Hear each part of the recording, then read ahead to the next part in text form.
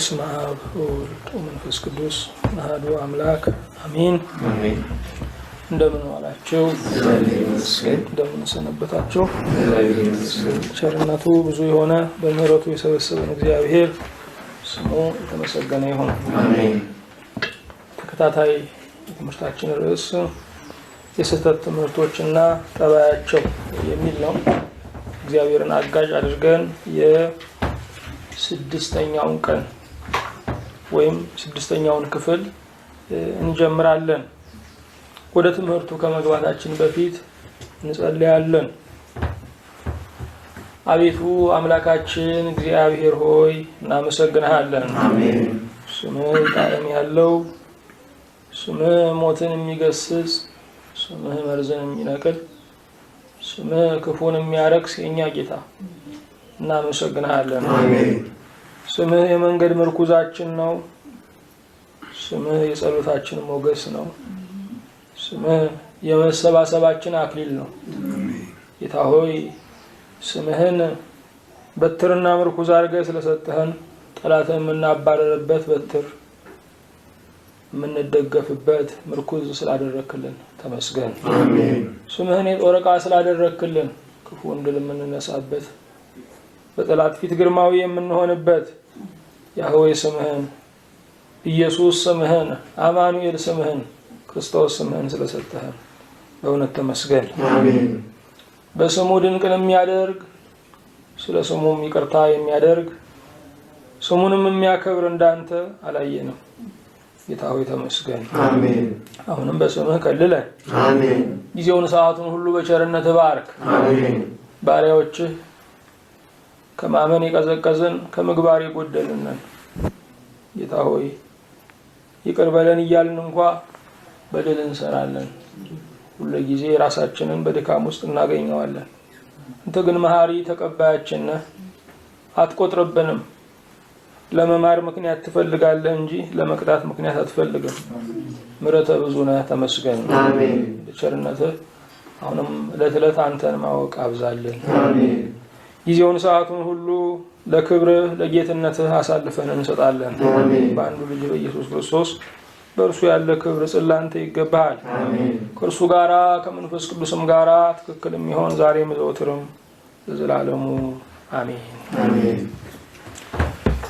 እሺ፣ የእግዚአብሔር የአምላካችን ስሙ የተመሰገነ ይሁን። አሜን።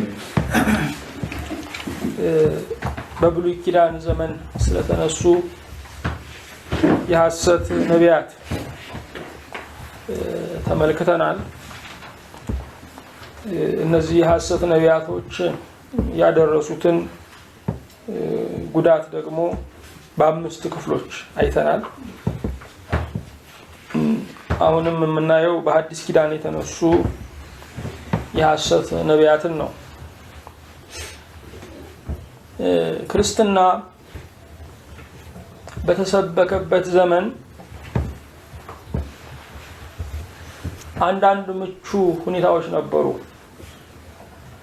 እነዚያን ምቹ ሁኔታዎች ስናይ በእርግጥም እግዚአብሔር ዘመንን የሚቀምር በጊዜው የሚሰራ አምላክ መሆኑን እንረዳለን። ይኸውም ዓለም በአንድ መንግስት የምትተዳደርበት የሮማ ግዛት የሰለጠነበት ዘመን ነበረ። ይህ ብቻ አይደለም፣ ዓለም በአንድ ቋንቋ የመናገር ያህል የግሪክ ቋንቋ ዓለም አቀፍ የሆነበት ዘመን ነበረ። ከድንበር ድንበር ለመሻገር ጥያቄ አልነበረም። ስለዚህ ወደ ዓለም ሁሉ ለሰደዳቸው ደቀ መዛሙርት ጊዜው ነበረ። ዛሬ እስከ ዓለም ዳርቻ ወጣችሁ ስበኩ ብንባል ቪዛውን መከራ ነው። የድንበር ጠባቂውም አያሳልፍም። መንግስታትም በጥርጣሬ ነው የሚቀበሉት። ያ ዘመን ግን እስከ ዓለም ዳርቻ ድረስ ለመስበክ ክፍት ነበረ። ስለዚህ በምስራቅ እስከ ሩቅ ምስራቅ እስከ ህንድ ድረስ፣ በምዕራብ እስከ ስፔን ድረስ በዚያ ዘመን የነበረው የዓለም ጫፍ እሱ ነው፣ የምዕራቡ ጫፍ። በደቡብ ደግሞ ሰሜን አፍሪካን ኢትዮጵያን ድረስ በሰሜን ደግሞ እስከ ላይ ሰሜን አውሮፓን ድረስ ወንጌል ተስፋፍቷል። ስለዚህ ጊዜው ምቹ ጊዜ ነበረ፣ ወይም እግዚአብሔር በጊዜው የሚሰራ አምላክ መሆኑን የምንረዳበት ነው።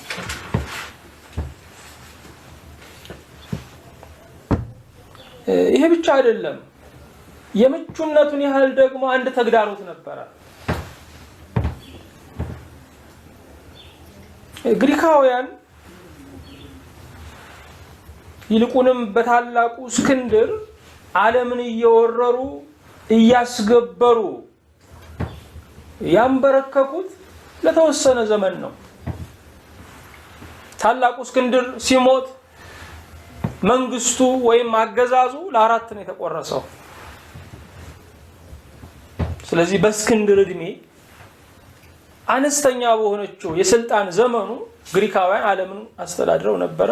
ወዲያው ግን ለአራት ተበትኗል። ግሪካውያን ዘመንን የተሻገረና ዓለምን ሁሉ የማረከ አንድ አገዛዝ ገብተው ነበረ፣ ወይም አንድ አገዛዝ ውስጥ ገብተው ነበረ። እሱ ፍልስፍና ነበር።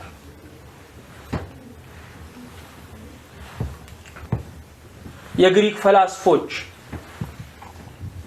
እነ ሶቅራጥስ፣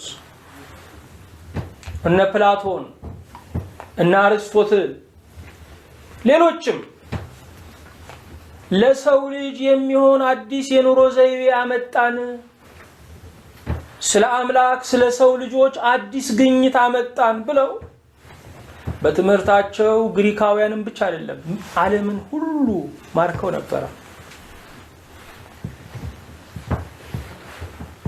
ዛሬ እንግሊዛውያን በኳስ፣ አሜሪካውያን በፊልም ዓለሙን ልክ እንደሚይዙበት እነሱም በተቀባ ፍልስፍና ዓለምን ይዘው ነበር። ይህንን የግሪካውያንን ፍልስፍና አለመማር፣ አለማወቅ፣ አለማራመድ እንደ ታናሽነት ያስቆጥር ነበር።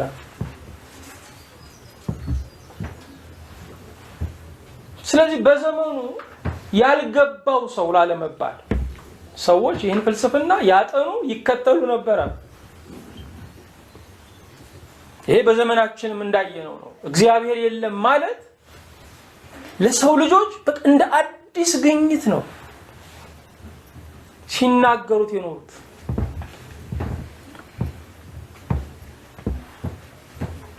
ዛሬ ደግሞ እግዚአብሔር የለም ማለት ሞኝነት ነው።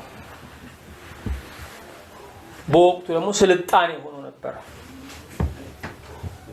ይልቁንም እነዚህ ግሪካውያን ፍልስፍናቸውን መርጨት ብቻ አይደለም፣ የፍልስፍና ትምህርት ቤቶች አቋቁመው ነበር። የነ ፕላቶን፣ የነ አርስቶትል።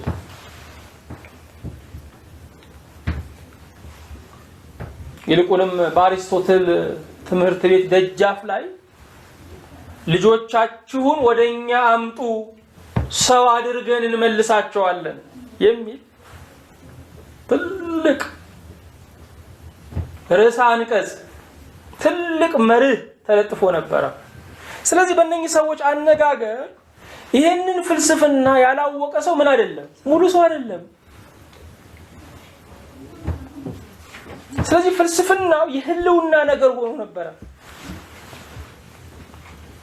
ክርስትናው በተሰበከበት ዘመን ይሄ ፍልስፍና ዓለምን ተቆጣጥሮት ነበረ። በእርግጥም ኢየሱስ የእግዚአብሔር ጥበብ ሆኖ የተገለጠው የሰውን ጥበብ ሊያፈርስ ነው። ይሄን የቆሮንቶስ መልእክትን ስታነቡ የምትረዱት ነው። ከዘመኑ መልክ ጋር የተጻፈ ስለሆነ ኢየሱስ ክርስቶስ የእግዚአብሔር ጥበብ ሆኖ የተገለጠው የሰውን ጥበብ ሊያፈርስ ነው። እንደውም ጳውሎስ እንደተናገረው ጥበበኞች ነን ሲሉ ደንቆሮ ሆኑ ነው የሚለው።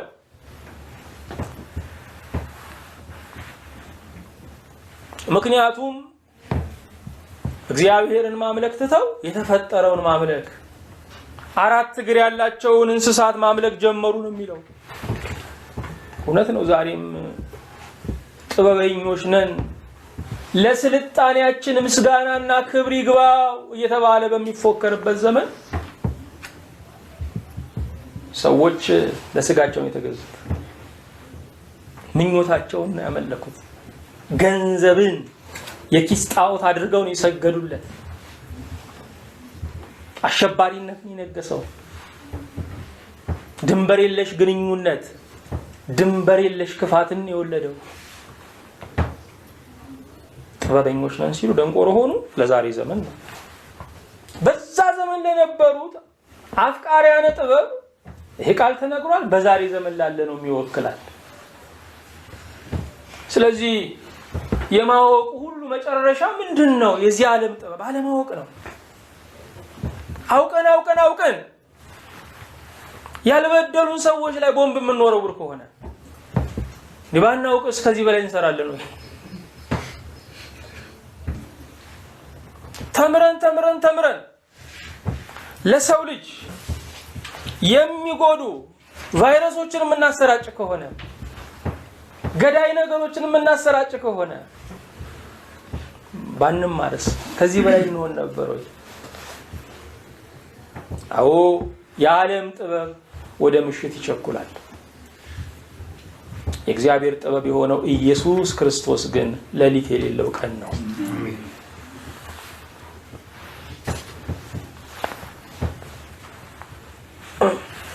በዚህ በግሪካውያን ፍልስፍና የተማረኩት አህዛብ ብቻ አይደሉም። የብሉይ ኪዳን አማኞች የነበሩት አይሁዳውያንም ተማርከዋል። ይልቁንም በዚህ በእስክንድርያ አካባቢ ብዙ አይሁዳውያን ነበሩ። እነዚህ የዕብራይስጥን ቋንቋ እየረሱ የጽር ቋንቋን የግሪክ ቋንቋን መናገር ጀምረው ነበር። ስለዚህ መጽሐፋቸውን ማንበብ እንዲችሉ ለመጀመሪያ ጊዜ ከክርስቶስ ልደት 200 ዓመት ቀደም ብሎ የዕብራይስጥ መጽሐፍ ቅዱስ ወይም ብሉይ ኪዳን ከዕብራይስጥ ወደ ግሪክ ተተረጎመ። የሰብአ ሊቃናት ትርጉም የምንለው ተርጓሚዎቹ 70 ሰዎች ስለነበሩ በቁጥራቸው የሰብአ ሊቃናት ትርጉም እንለዋለን። የዚህ የነ ፕላቶንን ፍልስፍና የተቀበሉ አይሁዳውያን ፈላስፎች እንደነ ፊሎ የሚባሉ የብሉይ ኪዳንን ትምህርት ከፍልስፍናው ጋር ለማስማማት ወይም አጣምሮ ለመተርጎም ጥረት አድርገዋል። አይሁዳውያን ብቻ አይደሉም፣ ከአሕዛብ ወገን የነበሩትም ይህን ፍልስፍና በሙሉነት ተቀብለዋል። ስለዚህ ክርስትናው በሚመጣበት ጊዜ ከፍልስፍናው ጋር ነው ያጋቡት። ክርስትናው ግን በግማሽ ሙሉነት ላይ የሚጨመር ሳይሆን በሙሉ ባዶነት ላይ የሚጨመር የእግዚአብሔር ክብር ነው። አዎ ግማሽ ሙሉ ለሆኑ ክርስትና ከባድ ነው። ጋኖቹን ባዶ አድርጓቸው። ምክንያቱም ታምራቱ ጥርት ያለ እንዲሆን ጌታ ጋኖቹን ባዶ እስኪሆኑ ጠበቀ። ከስር ድፍድፉ ስለነበረ በርዘውት ነው ቢባልስ እሱ ለክርስትና የጠየቀው መስፈርት ባዶነት መሆኑ። ለዚህ ነው የዓለም ጥበበኞችን ሳይሆን የዓለም ሞኞችን እንደመረጠ የሚናገረው። ይሄ ለዛ ዘመን በጣም ገላጭ ቃል ነው ወገኖቼ። ታዲያ ከአሕዛብ ክርስትናን የተቀበሉ ወገኖች ይህንን ፍልስፍና በክርስትና ውስጥ ማራመድ ጀመሩ። ይሄ በጌታችን በኢየሱስ ክርስቶስ ለተሰበከው በሐዋርያት ለተዳረሰው በቤተ ክርስቲያን ውስጥ ለደመቀው እውነት ትልቅ ፈተና ነበረ። ይህንን ፍልስፍና ያራመዱት በዋናነት የሚታወቁት ግኖስቲኮች የሚባሉ ናቸው። ትርጉሙ እውቀት ከሚል ቃል የወጣ ነው። አዋቂዎች ማለት ነው። ይሄን አሪስቶትል ፍልስፍና የነ ፕላቶን ፍልስፍና ምንድነው ስንል ባጭር ቃል ብንናገር ምንታዌን የሚሰጥ ነው። ሁለትነትን ለሁሉ ነገር ሁለትነት ይሰጣል። ሁለት አማልክት አሉ። አንዱ ደግ አምላክ ሩቅ አምላክ ነው፣ አንደርስበትም። አንደኛው ግን ንዑስ አምላክ ነው፣ ትንሽ አምላክ ነው። ደጉ አምላክ ደግ ነገሮችን ፈጠረ። ክፉ አምላክ ደግሞ ወይም ንዑሱ አምላክ ደግሞ ክፉ ነገሮችን ፈጠረ። ከዚህ ከደጉ አምላክ የሚወጡ አንዳንድ ብናኞች፣ አንዳንድ ጨረሮች አሁን በዓለም ላይ የምናያቸውን ክፋቶችና ግዙፍ ነገሮችን አስገኙ ብለው ያምናሉ። ስለዚህ በእነኚህ ሰዎች አስተሳሰብ ሩቁ አምላክ ከሰው ጋር ህብረት ሊያደርግ አይችልም። ሩቁ አምላክ ከሰው ጋር ህብረት ማድረግ የማይችል ከሆነ አማኑኤል ብለን መጥራት አንችልም ማለት ነው። ሩቁ አምላክ ረቂቅ በመሆኑ ከግዙፍ ነገር ጋር ህብረት የለውም። ግዙፍ ነገር ለእርሱ ባዕድ በመሆኑ አይቀበለውም። ስለዚህ ከስጋ ጀምሮ ማንኛውም ግዙፍ ነገር ምንድነው? እርኩስ ነው። ስለዚህ ያ አምላክ ስጋ ለበሰ ማለት የማይቻል ነው ለእነኚህ ሰዎች። ክርስቶስ በስጋ እንደመጣ የማይታመን መንፈስ ከማን አይደለም ተብሏል? ከእግዚአብሔር አይደለም የተባለው ለዚህ ነው። ክርስቶስ ሰው ሊሆን አይችልም ነው ግኖስቲኮቹ ይህንን ያራመዱት። ምክንያቱም ግዙፍ ነገር እርኩስ ነው የሚል የምንታዊ ትምህርትን ይዘው ነው ወደ ክርስትና የመጡት። ግልጽ ነው የምናገረው። አብዛኛዎቹ የሐዋርያት መልእክታት እነዚህን ግኖስቲኮቹን እነዚህን የጥበብ ሰዎች ነን የሚሉትን ይመለከታሉ። እነኚህ ሰዎች መዳን በእውቀት ነው ብለዋል። ስለዚህ መዳን በእውቀት ከሆነ ሰው በራሱ ነው የሚድነው። ክርስቶስ አዳኝ ሆኖ መገለጥ ያስፈልገው። መዳን በእምነት ነው ስንል ግን የክርስቶስን አዳኝነት እየተቀበልን ነው ማለት ነው።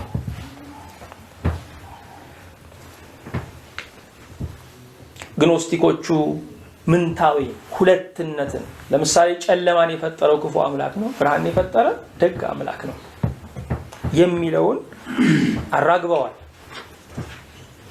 ግዙፍ ነገርን እንደ ርኩስ ቆጥረዋል። ስለዚህ ክርስቶስ ሰው ሆነ የሚለው አልተቀበሉትም። ከድንግል ማርያም የተወለደው ሰው ብቻ ነው፣ እንደውም የዮሴፍ ልጅ ነው ብለዋል። ይህ አስተሳሰብ የግኖስቲኮች አስተሳሰብ ወደ ኋላ ላይ ስንመጣ ለእነ ንስጥሮስ መነሻ ሆኗል። አርዮስም አንዱን ሩቅ አምላክ አስቀምጦ ክርስቶስን ፍጡር ሲያደርግ ይሄ ፍልስፍና ተጭኖታል አብሮ። እና አርጌንስም እንደዚሁ ለአምላክ ተዋረድ ሲሰጡ ወይም አንድ ገጽ ሰጥተውት ሶስት መገለጫ ሲያበጁለት ወይም አብ ወልድ መንፈስ ቅዱስ የሚለውን በደረጃ ሲያስቀምጡ ወልድ ከአብ መንፈስ ቅዱስ ከወልድ ያንሳል የሚል አስተሳሰብ ሲያራምዱ ይሄ ፍልስፍና ተጭኗቸዋል። ስለዚህ ግዙፍ ነገርን እንደ ርኩስ የሚቆጥሩ እነዚህ ግኖስቲኮች የክርስቶስን ስጋዊ ብቻ አይደለም ግዙፍ ምስጢራትንም አይቀበሉ፣ ጥምቀትን አይቀበሉ፣ እንደ ርኩስ ይቆጥራሉ። ቅዱስ ቁርባንን እንደ ተራ ማዕድ ይመለከታሉ።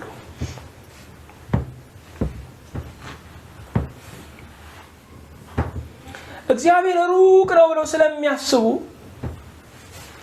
እንደውም በጣዖት መልኮቻቸው ላይ በሐዋርያት ሥራ ምዕራፍ 17 ላይ እንደምታነቡት ለማይታወቅ አምላክ የሚል ጽሑፍ አገኘው ይላል ጳውሎስ።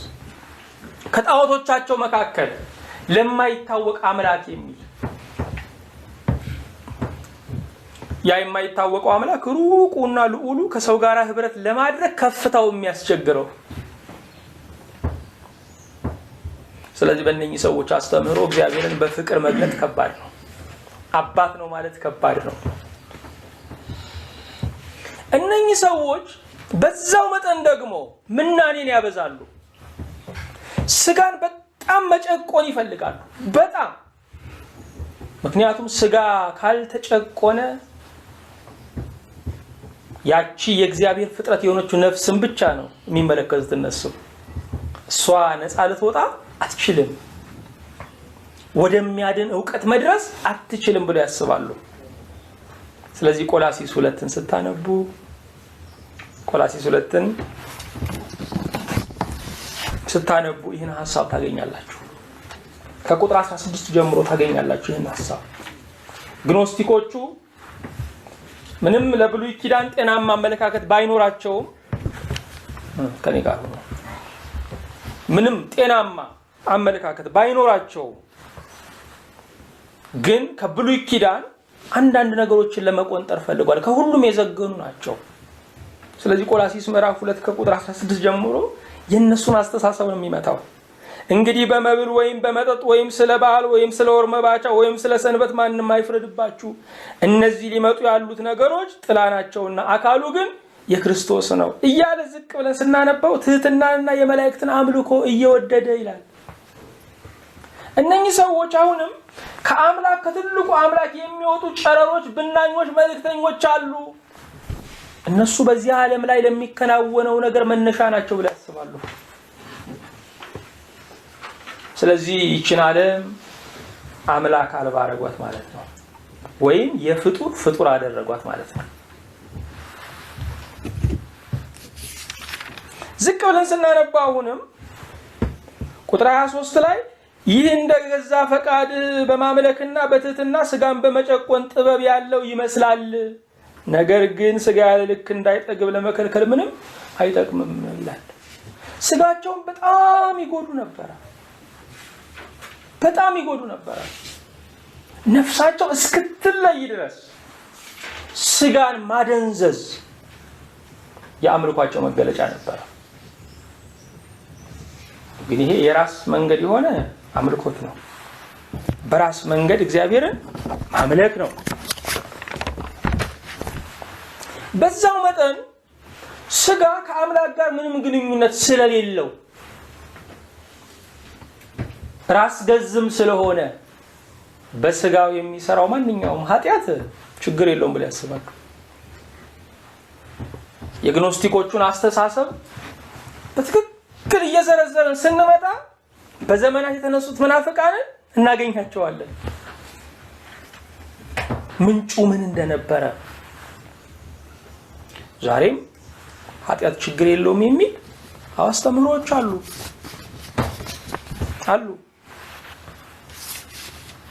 የጌታችንን ድንግልናዊ ልደቱን ይክዳሉ።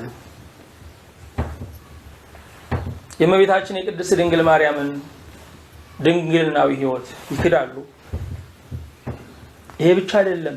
ግኖስቲኮቹ ትንሣኤ በመንፈስ ነው ብለው ያምናሉ። አካላዊ ትንሣኤ የለም የሚለውን ይቀበላሉ።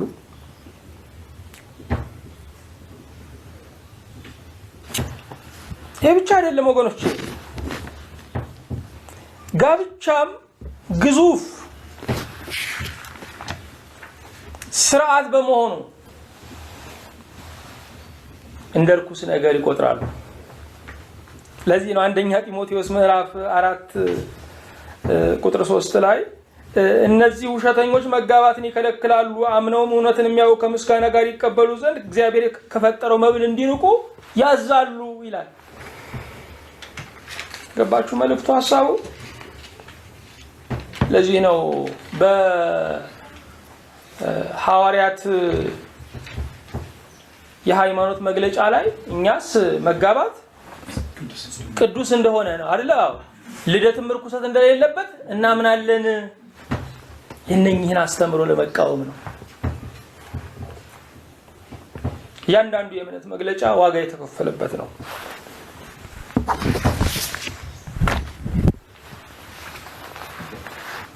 አንደኛ ዮሐንስንም ስታነቡ ይሄንኑ ሐሳብ ታገኛላችሁ። ክርስቶስ በስጋ መምጣቱን የማያምኑትን ይወቅሳል። እነኚህ ሰዎች የማያምኑ ስለነበሩ ነው። እንግዲህ ከአሕዛብ ወደ ክርስትና የመጡ ሰዎች ይህን ፍልስፍና ይዘው በመግባታቸው ምክንያት ቤተክርስቲያን አፍቃሬ ብሉይ በሆኑትና አፍቃሬ ፍልስፍና በሆኑት መካከል ትግል ውስጥ ነበር። ከደጅ የአላውያን ነገስታት ቁጣ ነበረባት። ይሄ ብቻ አይደለም፣ ጣዖታቸውን የከሰሩ ጥንቆላቸውን የከሰሩ አስማተኞችም ጠላት ሆነው ተነስተውባታል። ስለዚህ ቤተክርስቲያን በብዙ ምን ውስጥ ነበረች? አጣብቂኝ ውስጥ ነበረች። በዚህ ውስጥ ነው እንግዲህ ሐዋርያት የማስጠንቀቂያ መልእክታቸውን የጻፉት። አብዛኛው የሐዋርያት መልእክታት ስታነብ ማስጠንቀቂያ ናቸው። ዮሐንስ እንኳን በራእዩ ለሰባቱ አብያተ ክርስቲያናት መልእክት ሲተላለፍ ከመካከል ሐዋርያት ሳይሆኑ ሐዋርያት ነን የሚሉ ሐሰተኞችን ለይተሃል አልለየህም እያለ ያመሰግናል፣ ይወቅሳል። ራእይ ምዕራፍ 2ን ስታነብ ስለዚህ ወንጌልን ከኦሪት ጋር የቀላቀሉትን ቢጸ ሐሳውያን አሏቸው።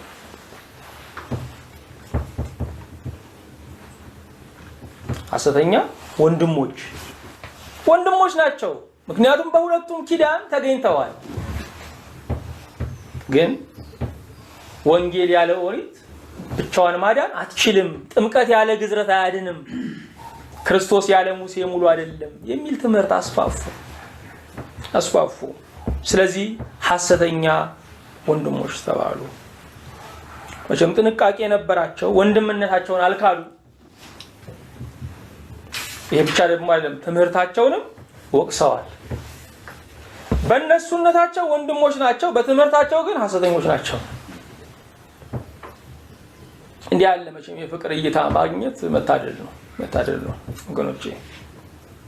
ዛሬ ድንበር ጠብ ነው የሚመስለው፣ የቤት ጠብ ነው የሚመስለው።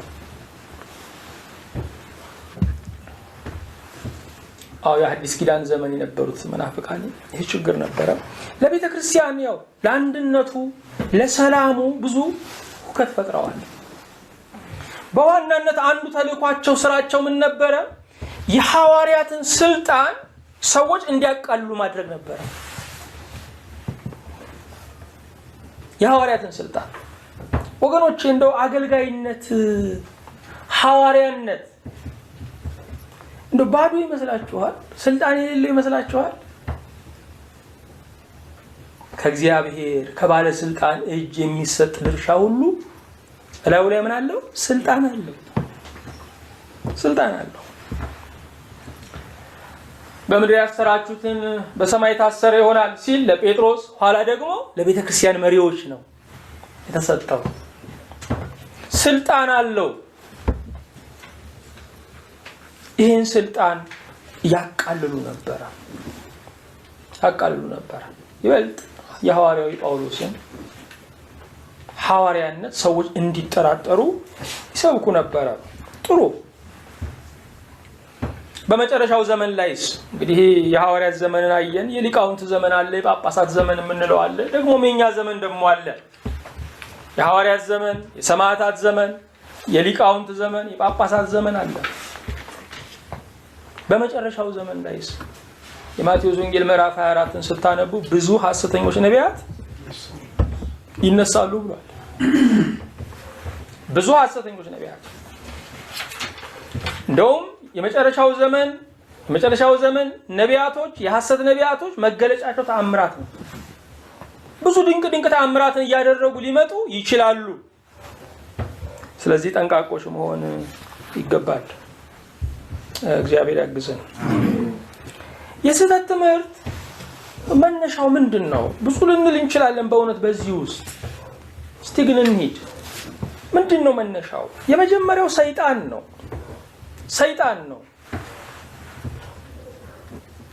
መቼም ሰይጣን ባለን ነገር እንዳንረካ ትልቁ እንቅፋታችን ነው። ሰይጣን ሰውን የሚዋጋው በምንድን ነው ስንል ምናልባት በዝሙት በምን እንል ይሆናል። ግን ምንጩ ምንድን ነው? የዝሙትም ምንጩ ምንድን ነው? የስርቆትም ምንጩ ምንድን ነው? አለመርካት ነው። በስልጣን የመባለግም ምንጩ ምንድን ነው? አለመርካት ነው። አለመርካት ለብዙ ሰዎች ራእይ ስለሚመስላቸው አይተውትም። ስርቆት ሊያጸጽታቸው ይችላል፣ አለመርካት ግን አያጸጽታቸውም። ዝሙት ሊያጸጽታቸው ይችላል፣ አለመርካት አያጸጽታቸው። ምክንያቱም ገና ራእይ አልተፈጸመም ብለው ነው የሚያስቡት። ስለዚህ ሰይጣን ባለመርካት ይዋጋል።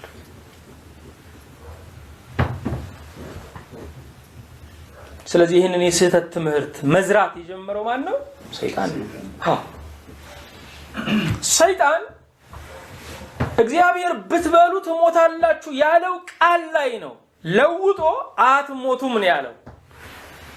አትሞቱም ነው ያለው። ስለዚህ ሰይጣን የእግዚአብሔርን ቃል ተስፋውንም ትእዛዙንም አቅልለን እንድንቀበል ያደርጋል። ይሄ ነው እንግዲህ የስህተት መነሻው። የስህተት መነሻው ይሄ ነው። ሰይጣን ትልቁ የስህተት መነሻ ነው። ሁለተኛ የእግዚአብሔርን ቃል አለማወቅ ነው።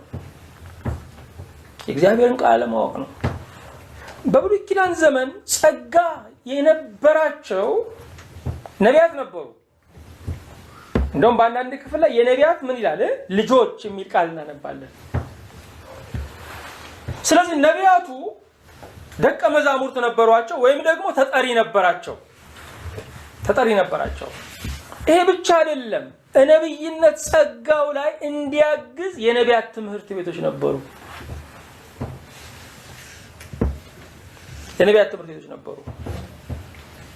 ምክንያቱም የነብይነት ጸጋ ካለ ትምህርት ያስፈልገዋል።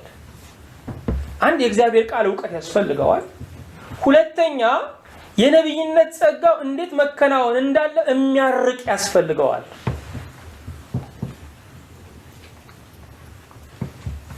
ውሃ ቤታችን የሚደርሰው በቱቦ ስለሚሄድ ነው። በመስመሩ ካልመጣ እዛው ነው የሚቀረው። ውሃ ሩቅ አገር የሚጓዘው በመስመሩ ነው። ነብዩም ቢሆን አገልጋዩም ቢሆን ረጅም ዘመን ሊያገለግል የሚችለው በመስመሩ ሲጓዝ ነው። ያንን የሚያስገኘው ትምህርት ነው። ትምህርት በራሱ የሚወልደው ነገር አለ። ምንድነው የሚወልደው ነገር ስንል ትምህርት በራሱ ሰው ለመማር ሲነሳ የመጀመሪያው ነገር ትሁት ሆኗል ማለት ነው። ትሁት ሲሆን የእግዚአብሔር ጸጋ ይጨመርለታል።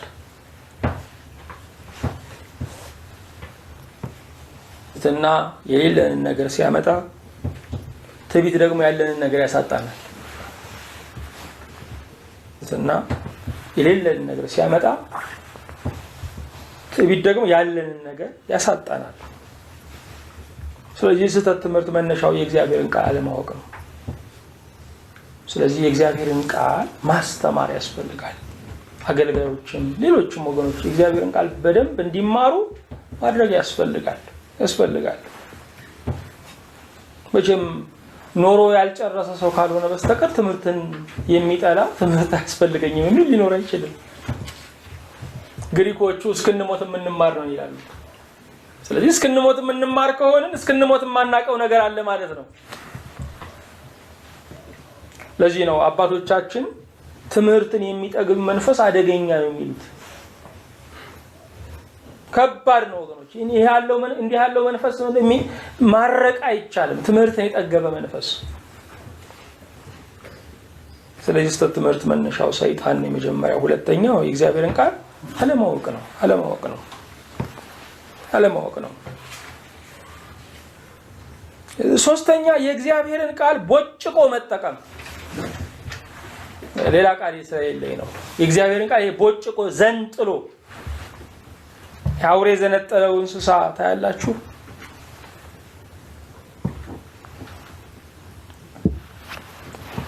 ሰውም ለመብላት ይፈራል፣ ተመርዟል ብሎ ያስባል። ለምንም አይሆንም። በቃ እንደዚሁ ቁስለኛ ተጓዥ ሆኖ ነው የሚኖረው። የተቦጨቁ ጥቅሶች ማከም ከባድ ነው።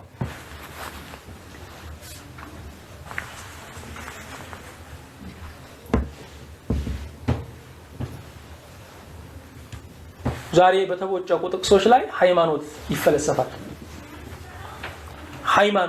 ይፈለሰፋል። ነገረ ሃይማኖት በአንድ ጥቅስ ላይ አይመሰረትም። በአንድ ክፍል ላይ አይመሰረትም። በብሉያት፣ በሐዲሳት፣ በሊቃውንት፣ በጉባኤያት ይበልጥ እኛ በመንቀበላቸው 3 ጉባኤያት በኒቂያ፣ በቁስጥንጥንያና በኤፌሶን ጉባኤያት እንደገና በቤተ ክርስቲያን ታሪክ ላይ ይመሰረታል። የእግዚአብሔርን ቃል ቦጭቆ መጠቀም ለስህተት ይዳርጋል። እንደ ማቴዎስ ወንጌል ምዕራፍ 6 እስቲ ትንሽ እንየው እስቲ እንዴት እግዚአብሔርን ቃል ተጠምዝዞ እንዴት እንደሚውል አንዳንዴ ለስተት እንዴት እንደሚዳርገን እያንዳንዱ ክፍል ላይ ማየት እንችላለን። በእያንዳንዱ ገጽ ላይ የተቦጨቁ ጥቅሶችን ማየት እንችላለን።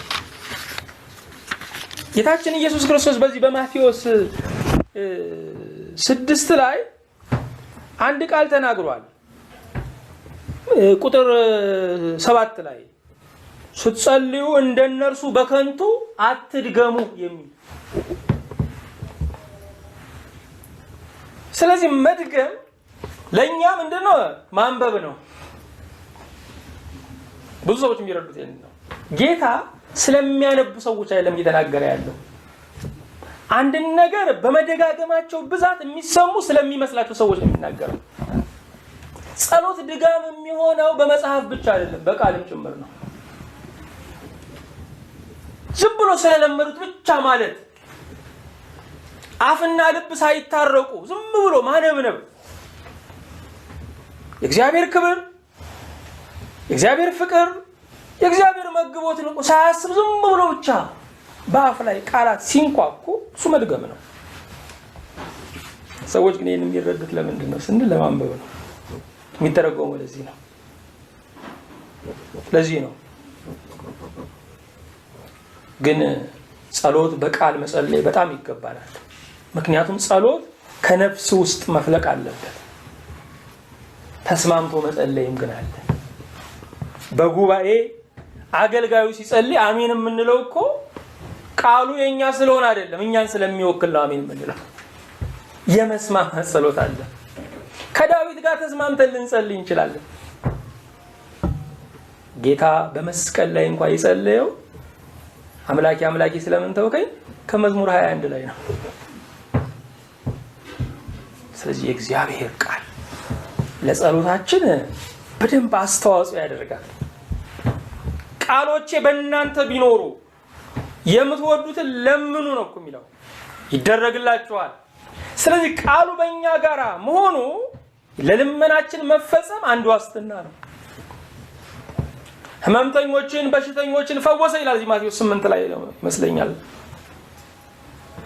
በመገረፉ ቁስል ተፈወሳችሁ የሚለው ቃል ይፈጸም ዘንድ ለዚህ እግዚአብሔር ስለ ተስፋ ቃሉ አቤት ይላል ማለት ነው።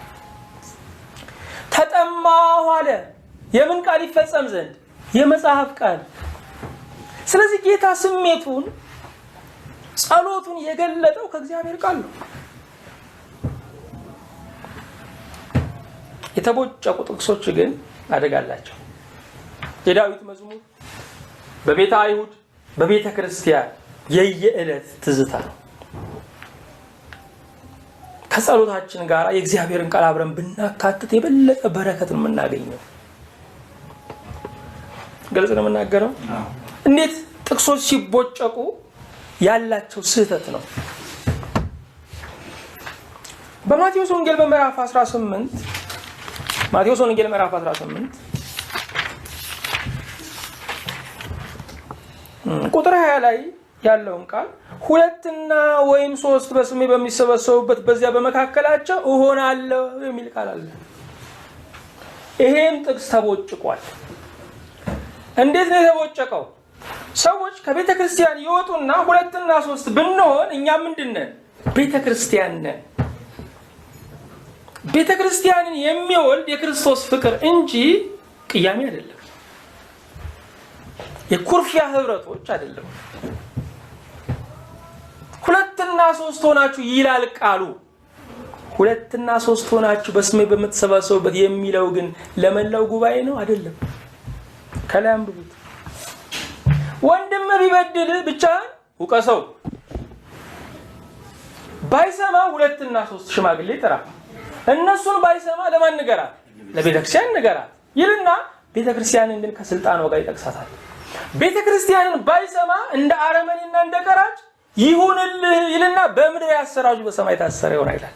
ቀጥሎ ከናንተ በምድር 2 3 በማናቸውም ብትስማሙ እኔ አደርገዋለሁ፣ ውሳኔያችሁን አጸድቀዋለሁ ነው። 2 3 ሆናችሁ በስሜ በምትሰባሰቡ፣ በዛ በመካከላችሁ እሆናለሁ።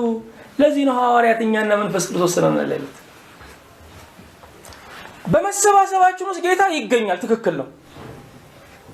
ግን በዚህ ክፍል ላይ የሚናገረው 2 እና 3 እየሆን እየተቦጨቀ እንድንወጣ አይደለም። እሱማ የክርስቶስን አካል ማዳከም ነው። ዛሬ ገባሩ ብዙ ነው፣ ግን ወደ ወንዙ አይፈስም። ስለዚህ ኃይል የለውም።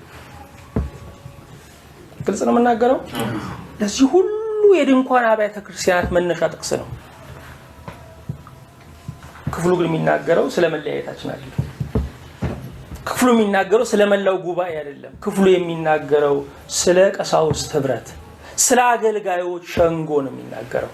ለቤተ ክርስቲያን ንገራት ማለት ለመላው ለጀማው አይደለም፣ ለቤተ ክርስቲያን መሪዎች። ግልጽ ነው የምናገረው።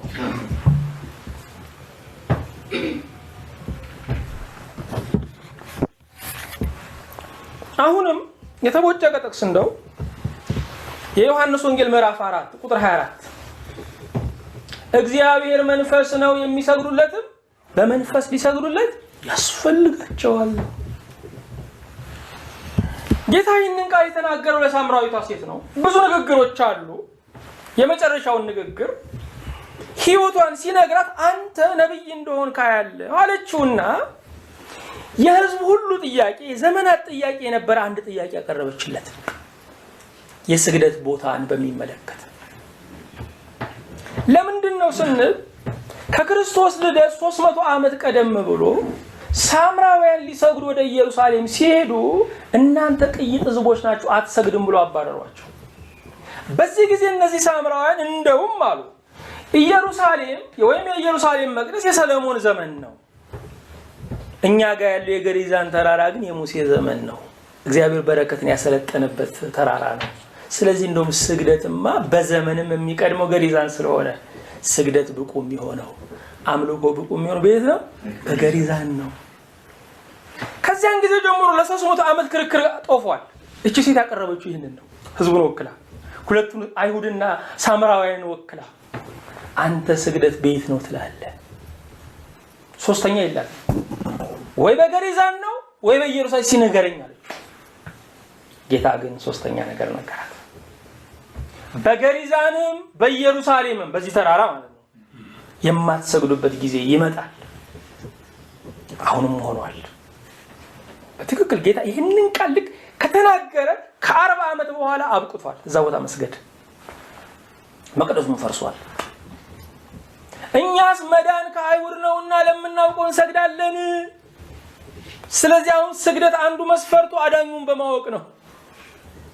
እግዚአብሔር መንፈስ ነው፣ የሚሰግዱለት በመንፈስና በእውነት ሊሰግዱለት ያስፈልጋቸዋል። ስግደትን ብቁ የሚያደርገው አምልኮን ብቁ የሚያደርገው ቦታው ሳይሆን ልቡ፣ እውነተኛነቱ፣ እንደገና ደግሞ የእግዚአብሔርን ምሉ በኩልነት ማወቁ፣ በመንፈስ እሱን እየዳሰሱ መስገዱ ነው። ግልጽ ነው ሐሳቡ አይደለም? በመንፈስ ስለሚል ቁርባንም አስፈላጊ አይደለም። ዋናው በመንፈስ ነው።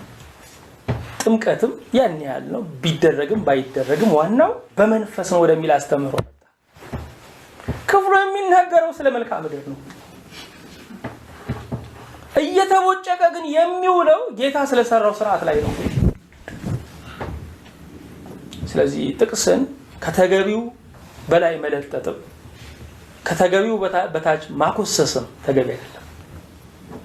በተነገረበት ስሜት መረዳት ይገባል። ቁጥሩ ካልገባችሁ አንቀጹን አንብቡ።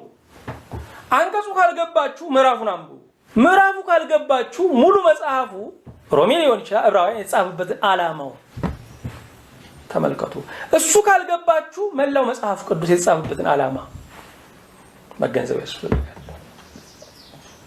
አለበዚያ ያለ ቦታው እየዋለ ይበላሻል። ወገኖቼ ግልጽ ነው የምናገረው። ሁለተኛ ጴጥሮስ ምዕራፍ 1 ላይም ስታነቡ እኛ የመለኮት ባህሪ ተካፋዮች ሆነናል የሚል ቃል አለ። የመለኮት ባህሪ ምን ሆነናል? ተካፋዮች ሆነናል። ይህንን ጥቅስ ብቻ በመጠቀም እኛ ትንንሽ አማልክት ነን፣ ሲገፋ ደግሞ መጸለይም አይገባንም፣ ማዘዝ ብቻ ነው። በእኛና በክርስቶስ መካከል ምንም ልዩነት የለም። እሱም ልጅ እኛም ልጅ ነን። የእኛና የእሱ ልጅነት በጣም ልዩነት አለው። እሱ የባህሪ ልጅ ነው፣ እኛ የጸጋ ልጆች ነን። ጥቅሱ ይደግፈናል ነው የሚለው። የመለኮት ባህሪ ተካፋዮች ሆነናል። የመለኮት ባህሪ ተካፋዮች ሆነን እኮ ስንፈጠር ነው። መለኮት ማለት እኮ ገዢ ማለት ነው፣ አገዛዝ ማለት ነው። ግዙ ተብለን የለ እንዴ? ተካፋዮች ነው የሆነው። ስለዚህ ከፊል ስልጣን ተሰጥቶናል፣ ከሰማይ በታች ያለው እንድናስተዳድር።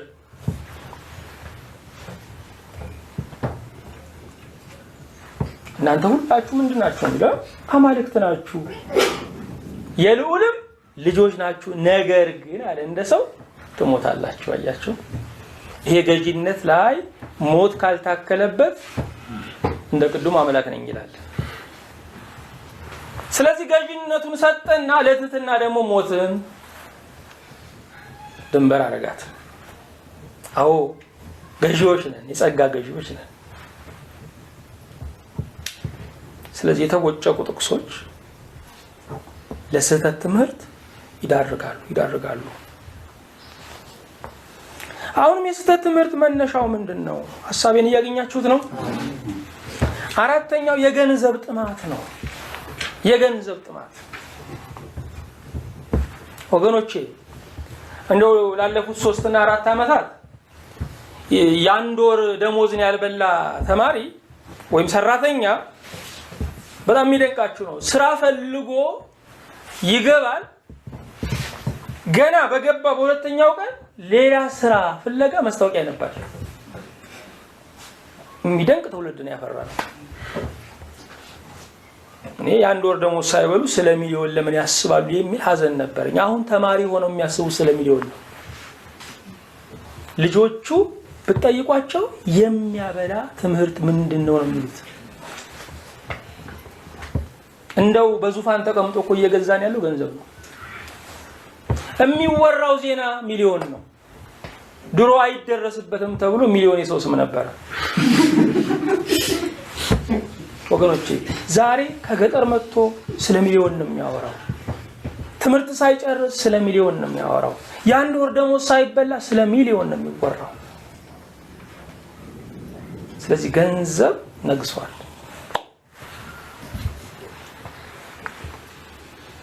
ለዚህ ነው ቤተክርስቲያን በገቢ እያደገች በመመን እየቀነሰች ነው ያለችው። ገቢያችን በቢሊዮን እየሆነ መመናችን ግን በሚሊዮን እየወረደ ነው ያለው። ካልበረታን ስለሄደው ስናዝን ያለውም ያሰጋል። ማስተማር ያስፈልጋል ወገኖች። አሁን ያለነው በመከላከል ላይ ነው። በመከላከል ጦርነት ሙሉ አይሆንም። ማጥቃት ያስፈልጋል። ምን አይነት ማጥቃት? ማስተማር፣ የአባቶችን ሃይማኖት በትውልድ ቋንቋ መናገር፣ የሄዱትን ለመቀበል ደጅን መክፈት ያስፈልጋል። የገንዘብ ጥማት ትልቁ የስህተት ምንጭ ነው ወገኖች፣ ምንጭ ነው። አንዳንድ የስህተት አስተማሪዎች ገንዘብ ቢያገኙ ዞር የሚሉ ይመስለኛል። የገንዘብ ጥማት ሰዎች የማያምኑበትን እንዲናገሩ የሚያደርግ ገንዘብ ነው። ገንዘብ የሐሰተኛ ምስክርነት ምንጭ ነው። ባለጠጎች ምንም ይስሩ ገንዘብ ስላላቸው ማንም ክፉ አይላቸው። አይሰጡም፣ በርግጥ ግን አላቸው መባሉ ብቻ። በቃላት ሰበር ሲሉ አይ እሳቸው እኮ ለማለት የፈለጉት እንደዚህ ለማለት ፈልጉ የሚጠግንላቸው አበዛዙ። የደሃው ቃል ሲሰበር ደግሞ ምን ነው ዝም ቢል ድሮም ማያምርበት። ደሃው ሲወድቅ ሞቶ ባረፈው ነው የሚባለው። ባለጠጋው ሲወድቅ ደግሞ ዜና ነው። ገንዘብ የሐሰተኛ ፍትህ ምንጭ ነው። ምንጭ ነው። ነገስታት ወገኖች፣ ነገስታት ከግቢያቸው ጀምሮ እስከ ዳር ድንበር የነሱ እኮ ነው። የነገሱት በሰው ላይ ብቻ እንዳይመስላችሁ፣ በሀገሪቱ ማዕድን፣ እንስሳት፣ አራዊት ላይ፣ ዛፎች፣ እጽዋት ላይ ጭምር እኮ ነው። ወርደው ከአንድ ግለሰብ ጉቦ እንዲቀበሉ ያደርጋቸዋል ገንዘብ። ነገስታትን ከላይ ወደ ታች ሲያወርድ፣ ሌቦችን ደግሞ ከመሳፍንት እኩል እጅ እንዲነሱ ያደርጋል። ስለዚህ የገንዘብ ሊፍት ከላይ ያለው ወደ ታች፣ ከታች ያለው ወደ ላይ ያወጣል። ይሄ ነው የስህተት ትምህርት መነሻው ወገኖች፣ ይሄ ነው። የክብር ፍላጎት አንዱ የሐሰት ትምህርት ምንድነው? መነሻ ነው። ክብርን መፈለግ።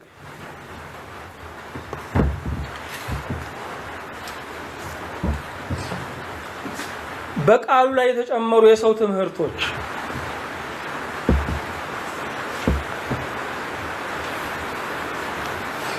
የስህተት ትምህርት መነሻ ነው።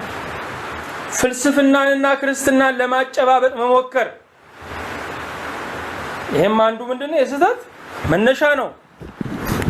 ፍልስፍናንና ክርስትናን ለማጨባበጥ መሞከር፣ የጸጋ ስጦታዎችን በተሳሳተ መንገድ መፈለግ አንዱ የስህተት መነሻ ነው ወገኖቼ። አንዳንድ ሰው መፈወስ ይፈልጋል፣ ግን ዓላማው ድሆችን፣ በሽተኞች እንዲድኑ በማሰብ ነው ወይስ በፈዋሽነት ስመጥር ለመሆን ነው? ጸጋ ስጦታዎችን የሚሰጠን እግዚአብሔር እንደ ፈቃዱ ነው። መለመን እንችላለን ጌታ ሆይ ስጠኝ ብለን፣ ግን እንደ ፈቃዱ ነው የሚሰጠን። ጥሩ ትምህርታችንን ማጠናቀቅ አለብን።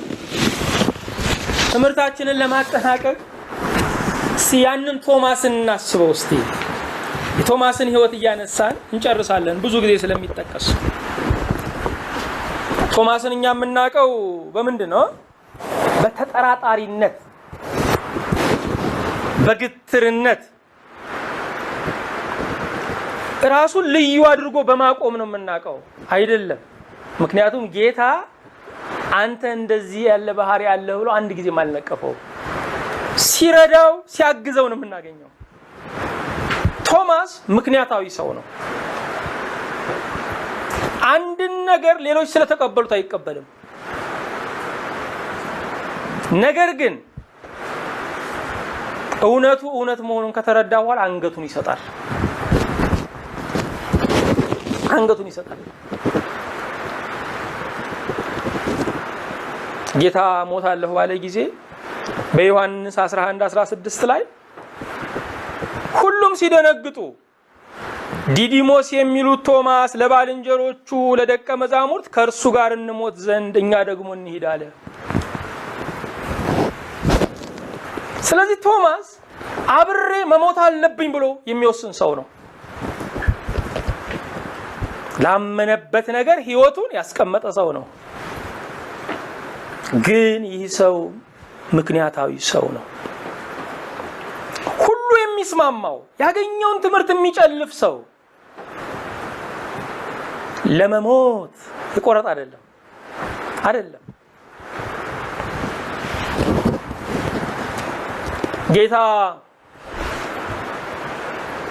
በዮሐንስ 14:5 ላይም ቶማስን እናገኘዋለን። እኔ መንገድ እውነትና ህይወት ነኝ የሚለው ከሰባቱ የእኔነቱ መገለጫዎች አንዱ የሆነው ቃል ከምን የተገኘ ይመስላችኋል? ቶማስም ጌታ ሆይ ወደምትሄድበት አናውቅም፣ እንዴትስ መንገዱን እናውቃለን አለው። ቶማስ ያልገባውን ነገር ተደልሎ የሚቀመጥ ሰው አይደለም፣ የሚጠይቅ ነው። በዚህን ጊዜ ኢየሱስም እኔ መንገድ እውነትና ህይወት ነኝ አለው። ይሄን ተወዳጅ ጥቅስ ያገኘነው በቶማስ ጥያቄ ነው። ስለዚህ ከስህተት ትምህርት ለመቆጠብ ይህን የቶማስን ባህሪ ማዳበር ያስፈልጋል።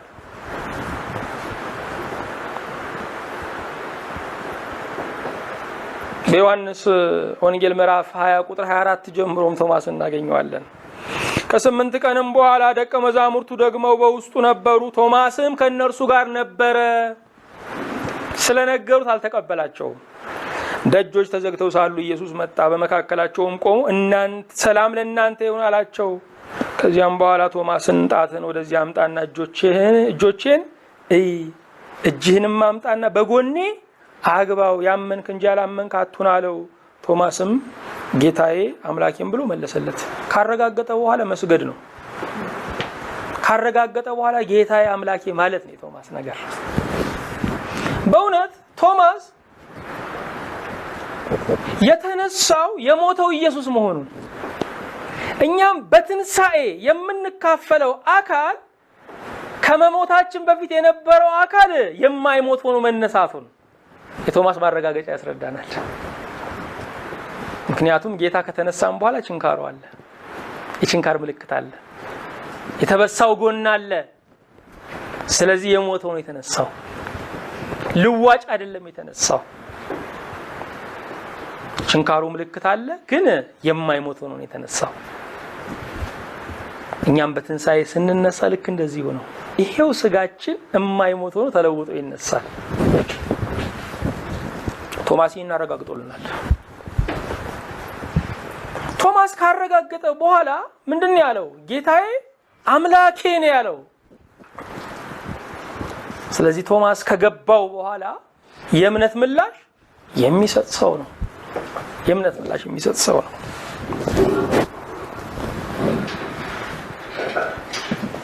ጌታ መንገዱን አናውቅም ሲለው ቶማስን አልነቀፈውም። አትጨነቅ፣ እኔን ማወቅ መንገዱን ማወቅ ነው። ብዙ ነገሮች ላይገቡን ይችላሉ። የብዙ ነገሮች መልስ ላይኖረን ይችላል። ግን ምላሹ አምላክ ካለን አስጨናቂ አይደለም። ይሄ ብቻ አይደለም። እጁና እግሩን በጣቴ ነክቼ ካላረጋገጥኩ እናንተ በምትሉኝ አላምንም ነው እንግዲህ ብሏል ማለት ነው። ጌታ ልክ በተዘጋ ደጅ ሲገባ እጅህን አምጣው ጎኔ ውስጥ አግባው ነው ያለው። አልነቀፈው። ምክንያቱም ቶማስ ምክንያትን የሚፈልገው የመጨረሻ ግቡ ላመነበት ነገር ለመሞት ስለሆነ ነው። ለመሞት ስለሆነ ነው።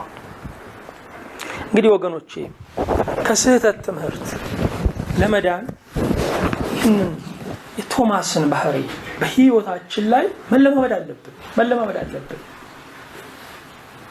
አዲስ ነገር ስንሰማ ከመፈንደቅ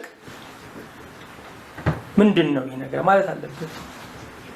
ምክንያቱም ክህደቶች መርዝ ቢሆኑ ቅባቸው ግን ማር ነው። ውብ ቃላቶች ውብ እውነቶች አይደሉም። የተዋቡ ቃላቶች የተዋቡ እውነቶች አይደሉም። ደግመን መጠየቅ አለብን። አጠገባችን ያሉ የምንወዳቸው ሰዎች ስለተከተሉት አይደለም የምንከተለው፣ እውነቱ እውነት ስለሆነ ነው። በሀገራችን አጠገባችን ያለው ሲዘፍን እንዘፍናለን፣ ሲያለቅስ ደግሞ እናለቅሳለን፣ ሲያምን እናምናለን፣ ሲክድ እንክዳለን። ለዚህ ነው ሰዎች ተጠራርተው ወደ እግዚአብሔር ቤት ይመጣሉ፣ ተጠራርተው ደግሞ ይወጣሉ። የሚደንቀው ደግሞ ተጠራርተው ከስራ ይወጡ። ብር ላይ በጣም ብልጥ ነው ሰው፣ እንጀራ ላይ ብልጥ ነው። ነፍሱ ግን ሁል ጊዜም መንገድ ላይ አልጋዋን የዘረጋች ነች። ምሽግ የላትም፣ ዋስትና የላትም። ስለዚህ ወገኖች የምናምነውን የምናውቅ መሆን አለብን። የመስኖ ውሃ ነው በቀየሱት ቦታ የሚታጠፍ። እንደ መስኖ ውሃ በተቆፈረልን በተቀደደልን ቦይ የምንገባ ከሆነ ሰማይ መድረስ አንችልም። እንኳን ሰማይ መድረስ አይደለም ወገኖቼ፣ እድሮቻችንን እንኳን በቁጡ መጨረስ አንችልም። ልብ አድርጉ። መሰረት ካለ ጉልላት አለ ማለት ነው። ሁልጊዜ መሰረት ከሆነ ግን አንድ ጉልላት የለም። ሁሌ ጀማሪ፣ ሁሌ ሰልጣኝ፣ ሁሌ በአዲስ ንፋስ መወሰድ ካለ ግብ አይኖርም። ወገኖች ልደታችንን ስናከብር እድሜያችን የጨመረበት ብቻ አይደለም የቀነሰበትንም እያከበርን ነው። 70 ዓመት ከሆነ ስፍሬ 1 ዓመት ስኖር 69 ገብቻለሁ። ስለዚህ በተሰፈረ እድሜ ስለምንኖር በእያንዳንዱ ቀን ላይ እየቀነስንም ነው። ልደት ማለት የመቀነስ በዓልም ነው። የመጨመር በዓል ብቻ አይደለም። ያለን ዘመን በጣም ጥቂት ነው። ጥቂት ነው። እንደገና ለመሳሳት አይደለም ወገኖቼ፣ የተሳሳትናቸውን ለማረም እንኳን ቀሪው እድሜ ከበቃን ትልቅ ሰዎች ነን። ያበላሸነውን እንኳን ጠገነን ብንሄድ ትልቅ ሰዎች ነን። ስለዚህ ለእድሜያችን የምንዘንለት በየጊዜው ለሚመጣ አዲስ ነፋስ ሆ ማለት አዲስ ሃይማኖት፣ አዲስ አስተሳሰብ እንድናደምቅ አይደለም የተጠራ ነው። ሰማይን ግብ አድርገን ጉዟችንን ቶሎ ጨርሰን እንድናከብረው ነው። በሰማይማ እናከብረው፣ በሰማይ የሚያከብረን እሱ ነው። የምናከብረው በተሰጠን እድሜ ነው። ላለፉት ቀናቶች የተማርነውን የተሳሳቱ ትምህርቶችና ጠባያቸው የሚለውን ፈጽመናል። ያስተማረን እግዚአብሔር፣ የረዳን ጌታ፣ ሳይንቅ በመካከላችን የተገኘውን ታላቁን አምላክ እናመሰግናለን። እግዚአብሔር ዘመናችሁን ይባርክ። ሁሉ ጊዜ ከዘመን ዘመን ራሳችሁን በማመን ከዘመን ዘመን ራሳችሁን ከአንድ ጡብ ወደ አንድ ጡብ ከፍ በማለት በእድገት በፍሬያማነት ወደ ጉልላቱ፣ ወደ ድንበሩ፣ ወደ ዙፋን አዳራሽ በመጠጋት እግዚአብሔር ይባርካችሁ። አምላካችን፣ ንጉሳችን፣ ሰሪያችን እግዚአብሔር ሆይ እናመሰግናለን። ስለሰጠህን ቀናቶች ሁሉ ስላስተማርከንም ነገር ልባዊ ምስጋና እናቀርብልሃለን። ጌታ ሆይ እኛ ምንም የለንም፣ ያንተ የሆነውን ለማድነቅም እንኳን ጉልበት የለንም። እንኳን ልንሰጥህ የተሰጠንንም በቁጡ አናውቅም። የዘላለም ቅዱስ እግዚአብሔር ሆይ ነገር ግን ከምስጋናችን በላይ ነህ፣ ተመስገን። ካመንህም በላይ ነህ። ክብር ምስጋና ላንተ ይሁን። ሕይወታችን ዘመናችንን ሁሉ ባርክ። ጌታ ሆይ በሰማበት ሁሉ የምንጣድ ሳይሆን ጌታ እግዚአብሔር በተተከልንበት የምናፈራ አድርገን፣ በተተከልንበት የምንበቅል አድርገን። የዘላለም ቅዱስ እግዚአብሔር ጅምራችን ፍጻሜ ያለው እንዲሆን እንጠይቀሃለን። መሰረታችን ወደ ጉልላት የሚያድግ እንጂ ሌላ መሰረት የሚወልድ እንዳይሆን ጌታ እግዚአብሔር መሰረታችንን በአለቱ በቃል ላይ ያጽናለን። ጌታ ሆይ ዕለት ዕለት ደግሞ በእድገት ውስጥ ዕለት ዕለት ደግሞ አንተን በመታዘዙ ውስጥ አሳድገን። በአንድ ልጅ በኢየሱስ ክርስቶስ በእርሱ ያለ ክብር ጽላንተ ይገባል። ከመንፈስ ቅዱስም ጋር ትክክል የሚሆን ዛሬም ዘወትርም ለዘላለሙ አሜን።